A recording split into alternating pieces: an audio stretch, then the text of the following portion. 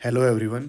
तो आज जो सवाल है हमारे सामने, उस सवाल में दिया हुआ है, a stone is dropped from the top of a tower 500 metre high into a pond of water at the base of the tower.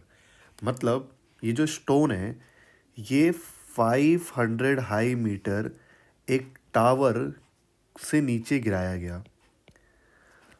When is the splash heard at the top. तो जब ये stone इस पानी में गिरेगा तो इसका splash कितनी देर के बाद सुनाई देगा, ये हमें कैलकुलेट करना है। इसमें acceleration due to gravity 10 metre per second square दिया हुआ है, speed of sound 340 metre per second दिया हुआ है। तो हमें कैलकुलेट करना है कि स्टोन का जो स्प्लैश होगा वो टॉप ऑफ द टावर पे कब सुनाई देगा, कितनी देर के बाद सुनाई देगा हमें। तो यहाँ पे हम मोशन का एक इक्वेशन लगाते हैं, S is equal to U T plus half A T square. ये stone top of a tower पे था, तो मतलब वहाँ पे पहले रेस्ट पे था। तो जब वहाँ पे रेस्ट पे था तो इनिशियल वेलोसिटी हो जाएगी ज़ीरो। तो हम पहले ये कैलकुलेट करते हैं कि स्टोन को टावर से पॉन्ड तक गिरने में कितना समय लगा, क्योंकि जब तक वो स्टोन पॉन्ड में गिरेगा नहीं तब तक उसकी आवाज़ आएगी नहीं। तो पहले ये कैलकुलेट करते हैं। तो यू हो गया ज़ीरो, ए के इक्वल हो जाएगा जी। एक्सेलरेशन की जगह पे हम यूज़ करेंगे acceleration due to gravity. S का मतलब है डिस्टेंस, जो कि है 500। तो 500 इज इक्वल टू, ये हो जाएगा ज़ीरो, हाफ ए की जगह पे आ जाएगा 10, और T we have to calculate how much time will it take to reach till the pond. तो ये हो जाएगा, इधर 2 को भेज देंगे तो 1000, and this will become 10 into T square. Zero से ज़ीरो कैंसिल आउट हो गया, टी विल बिकम 10 सेकेंड।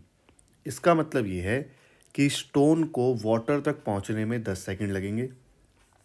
अब हमें ये कैलकुलेट करना है कि जो जैसे ही वो वाटर पे टकराएगा तो स्प्लैश हर्ड, अब स्प्लैश की आवाज़ आएगी, तो स्प्लैश कितनी देर में, वो साउंड की स्पीड कितनी देर में पहुंचेगी। तो उसके लिए हम साउंड का ये फॉर्मूला यूज़ कर सकते हैं। साउंड के लिए ये लॉजिक लगा सकते हैं, distance is equal to speed into time.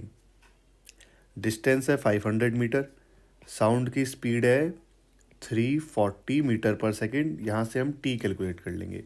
तो यहाँ से जो टाइम आएगा 500 अपॉन 340, तो ये ज़ीरो से ज़ीरो कट गया। This will come out as 1.41 second. तो इसका मतलब ये है कि 1.41 सेकेंड के बाद स्प्लैश सुनाई देगा।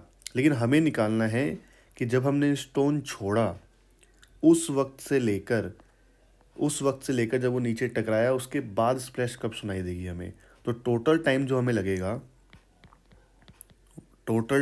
लगेगा वो लगेगा जितनी देर स्टोन गिरने में लगा, मतलब कि 10 सेकंड, और उसके बाद जो हमें स्प्लैश के साउंड के आने का समय लगा, मतलब 1.41 सेकंड। तो this will approximately come as 11.41 second. तो जो जवाब है हमारा वो है 11.41 सेकंड। इतना समय हमें लगेगा इस स्प्लैश को सुनने में। तो ये जो सवाल था हमारा, इसका जवाब है 11.41 सेकंड।